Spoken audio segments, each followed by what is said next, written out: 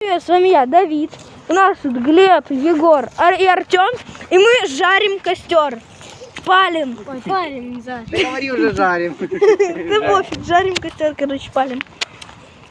Это канал «Наши приключения на районе». И мы тут страдаем всякой вкусой. Да. Наверное, каждую серию будут появляться новые челики, потому что кто-то может выйти, кто-то нет. Если что, мой канал будет продолжать, думаю... Егор, ну сможешь продолжать мой канал?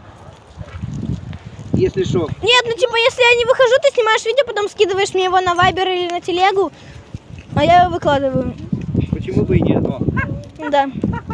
что получилось? Ну и, кстати, можешь, Глеб, тоже так делать, Я наверное. огурчик А у меня- позарю. Я попку от огурчика позарю. Извиняюсь, там мне как бы нечем снимать. Или? Да, сигмой своей. Кнопочной. Не, ну вроде можешь на кнопочный. А у меня нету камеры. Ну, я могу видео в камеру вынести. Правда, пауэрбанк придется с собой пердолить, но... Что, камыша, что ли? Артем, подкидывай. Сейчас бы утку подбить. Угу. Я помню, как ты рогатку сделал, утку вокруг. И что она? Ну ничего, потом плавала, дохлая, недели две У поэтому. меня еще рогатка там осталась дома. Ты камеру вниз не направляешь, то одна веточка дивиться. Да я знаю. Что, на ветку смотреть? Да. Слушать истории. Да, кстати, костра мало. Я могу анекдоты порассказывать. А, кстати. Что, рассказывать? Да?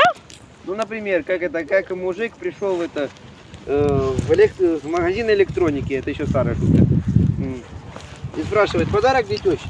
Это ему говорят, у нас есть электропечи, и что-то там еще. Мужик спрашивает, а электрического стула у вас не найдется?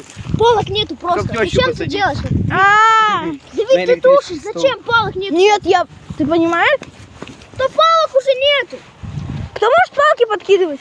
Мы сначала только подкидываем. Ну так, а что ты сидишь, только видео Да, да, потому что я видео снимаю, прикинь. Я шукав, ничего не Ты все найду. равно должен что-то делать. Ну это как видео делать. А еще было прикол. Читаю, про животных. Кот себе